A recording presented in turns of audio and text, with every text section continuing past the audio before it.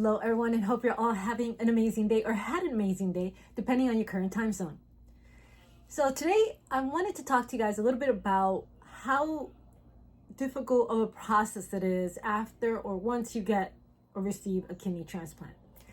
Talking to my daughter on a daily basis, we have those one-on-ones, just kind of check in, see how she's doing now that she has finally gotten a job or a stable job. But still having these difficulties and challenges as far as like paying for medication, just how to transition once your Medicare and Medicaid stops specifically for end-stage kidney disease, right? So it's really important to understand what's coming once you get that kidney transplant. Yes, it's exciting. You're getting a new leash on life, or a new lease on life. Did I say leash? I said leash. A new lease on life. It is really exciting. It's really phenomenal. It's just like you feel like you finally got another chance or another opportunity to feel better or feel at least somewhat normal. But with that comes, how are you going to pay for your medications? How are you going to just get back into the work environment? Just get back into just doing your day-to-day stuff where you're so accustomed to just dialysis kind of almost like defines you as a person, even though you don't want it to. So welcome to those of you guys that are new to my channel. Welcome back to my seasoned subscribers. My name is Kathy, and on Mondays I do videos all about fashion, accessories, just fun things that I enjoy doing to keep my mind off of the second half of the week videos, which are all about my two girls and their journeys battling two diseases, TSC and FSGS. TSC being tuberous sclerosis complex, or tumors that can grow in any major organ throughout your body, and FSGS being a form of kidney disease that causes damage to the glomeruli, which can lead to kidney disease, kidney failure, kidney transplant, or kidney dialysis, depending on the disease's progression. So if you're interested in either or, please hit the little subscribe button and hit the little bell so you can be notified on all of my latest videos. And please don't forget to hit the like button and comment below. Let me know what you think of today's video. And please don't forget to subscribe as I get closer and closer to 10,000 subscribers. Also, feel free to comment below. I would love to know how your journey is coming if you have had a kidney transplant or any type of organ transplant. Let me know how you're doing today. Hopefully you are doing very well, and hopefully you are on a quick path to recovery. And let's get started. Okay, so if you are aware, you're eligible for Medicare based solely on just end-stage kidney disease. This is just a standard practice, but your coverage does end 36 months after or post-transplant. That means if you get a kidney transplant, let's say today, on today's date, 3 years from today, you will have your Medicare will expire.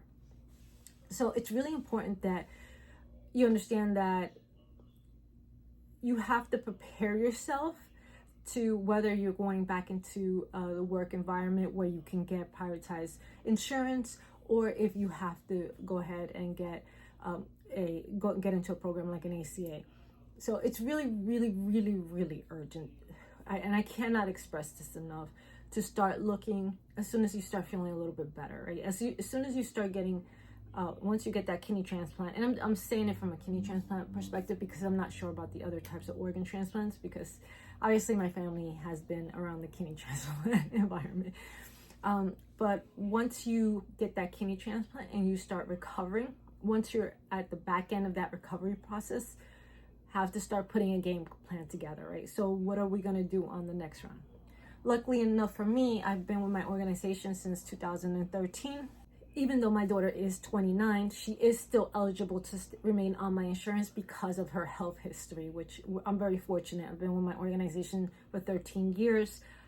They have a huge line of history with her issues, all the issues that she's run into, hence why she is still eligible to remain on my insurance, which is great, which has helped us, but that will also come to an end, and we still have to really focus on how are we going to make sure that she has the insurance that she needs to, obviously, to pay for her immunosuppressant pills. after Medicare coverage ends, so that's after the 36 months, you are still eligible to receive coverage, and I believe it's the Part B ID, which allows you to at least cover your immunosuppressant medications. But you have to attest that you don't have any other medical coverage that can cover that medication.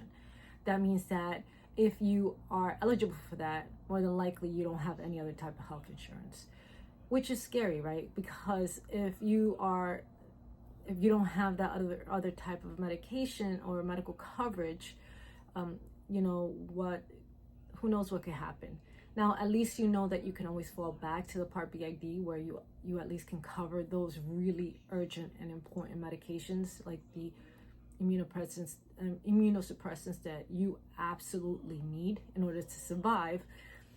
That means that you don't have any other type of medical coverage that will help, you know, at least cover your doctor's appointments and stuff like that, which you will need obviously after something as huge as a kidney transplant. You have to keep up with your all of your blood work. You want to make sure that you stay up on your doctor visits. You want to make sure that you check on you stay on top of everything else that you're going through, right? Especially if you have a disease like tuberous sclerosis complex, where in Amber's situation, like, she has to go check her do her lung scan, her MRI, keep track of the little tumors that she has, or tubers that she has in her lungs, which they weren't worried about, but we still have to keep an eye on because they became more prevalent as she was on dialysis. And a big part of that is because of once you go on dialysis, you start having a lot of issues with your lungs and just all of the fluid in your lungs, and you have difficulties breathing, and that can all be related to that as well. So we have to keep track of that, or keep monitoring that on an annual basis. She's also going to see a new kidney doctor, which is my kidney doctor, Dr. DeCuna, which is phenomenal. I absolutely love him. If you are in the Tampa, Clearwater area, I highly recommend. He is phenomenal. So she's going to go see him soon, and I'll be with her on that coverage. Also, when it comes to kind of transitioning from dialysis, which was extremely difficult for us, you know, obviously it was extremely difficult for Amber and for the family, because we didn't want to see her ever like that, where she would struggle to breathe and just had a hard time going to sleep. Her feet were constantly hurting her, or she had all this fluid everywhere. All of that came into play. So once she did receive her kidney, obviously it took a little bit to transition and start feeling a little bit better. I would say it took her about 6 months to a year to start feeling about 50% better. So once the 2-year mark hit, she was about 70% better, and right now she's about 80%, because she still has her issues, but I think she's between 80 and 90%. Now, the way she looks, her physical, and her just, you know, her walking around, night and day, where she could barely take a few steps without having a hard time breathing. Today she's running around, and sometimes it's hard for me to keep up with her. Like, she took me out to lunch the other day, and it was, you know, it was really nice to see her. You know, I really enjoy spending time with her. And, you know, she's talking to me about her job and how happy she is that she got the last closing, and she's got so much going on. Which, you know, I want to kind of stress to her all the time just to take it easy, because I don't want her to overexert herself. You know, she means a lot to me and to our family, and, you know, she's been through so much, and I don't want her to get herself sick again. So that's important to me. But I'm happy for her. She's doing so much better. You know, she's making decent money, and I'm really happy for her. I mean, I couldn't be prouder of her, and she's been through so much, and she deserves it. She deserves the best, you know, and she deserves to be happy. She deserves to have a long, happy back end of her life, because she's been through so much these past few years that, you know, I just want her to have the opportunity to have fun and to travel. She's going to travel this upcoming year. She's going to Europe. I mean, she has a bunch of plans going on, and I'm excited for her. And like I said, once you get out and you start to rebuild your life up again, because it's like rebuilding your life, it's really, really critical to understand that though you got a transplant, you're not going to be like this overnight. It's not going to happen. You need to, especially if you've been on dialysis for a long time. That's a key here. If you've been on dialysis for several years, 5 years or more, just know it's going to take a little bit for you to start feeling yourself again. Now, once you do that, you have to set a plan for yourself, right?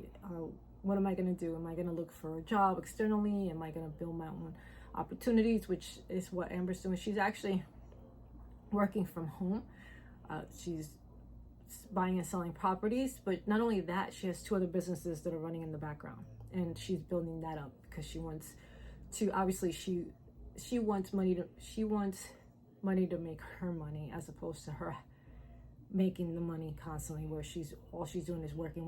She wants the money to, build up on its own, and to pretty much just live off the interest.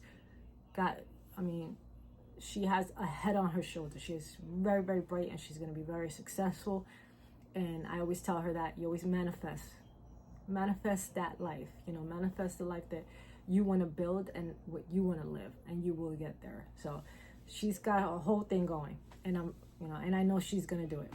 Like I tell her all the time, I know you're going to do it. I know you're going to be big, but I don't want her to overexert herself. So trying to transition into that, you got to find out what you want to do, what is something that makes you happy, and what is something that you're going to be able to do without overexerting yourself, right? Because you don't want to get yourself sick.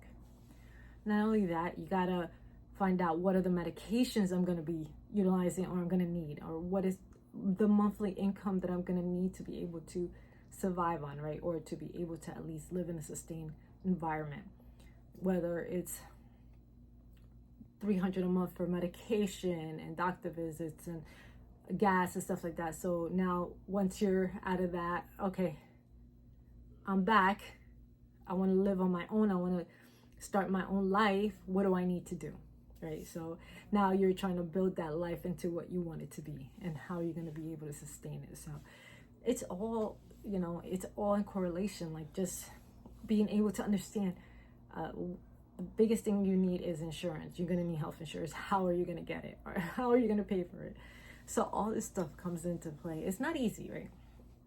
It's not easy. And the biggest parts of it that are always scary is, how about if you can't find a job? How about if you can't afford to pay for this? How about if you, where Amber's already, she's good right now.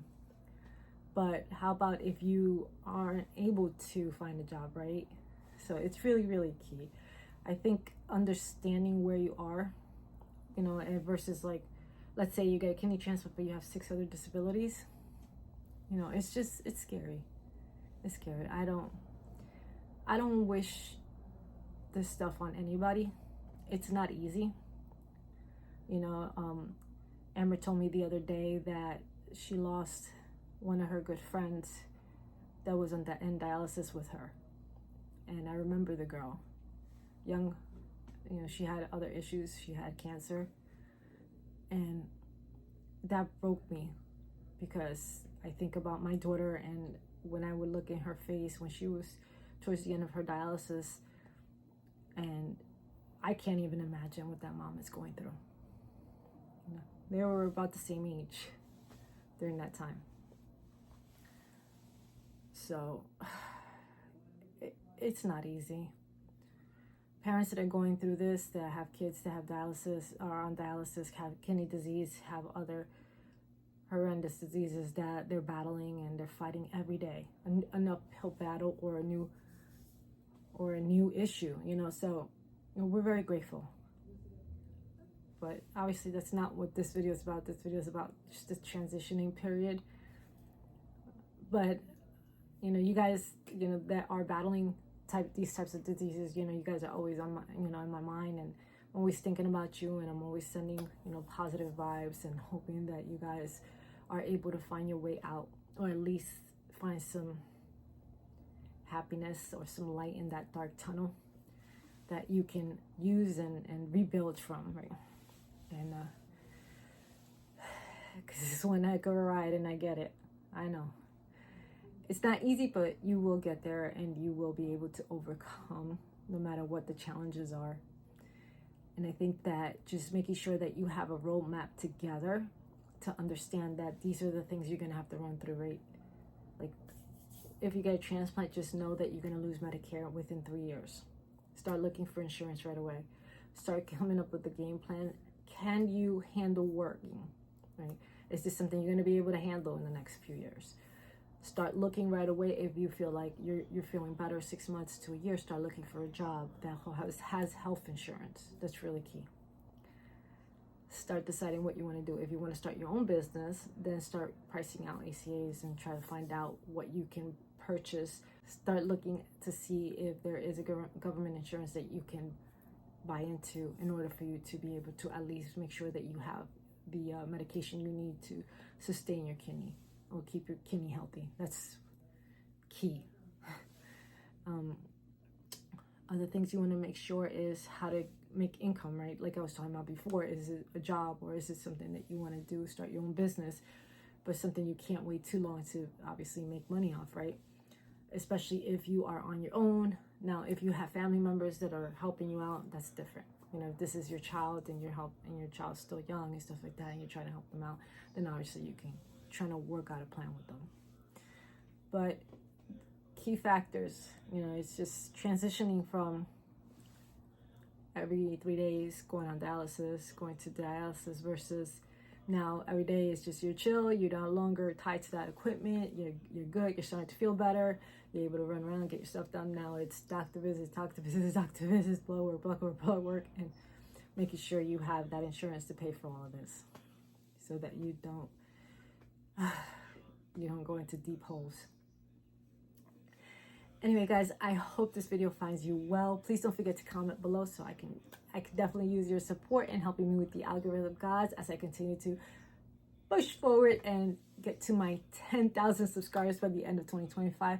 I appreciate every single one of you guys. Thank you so much for taking the time out to check out my video. And please don't forget to focus through.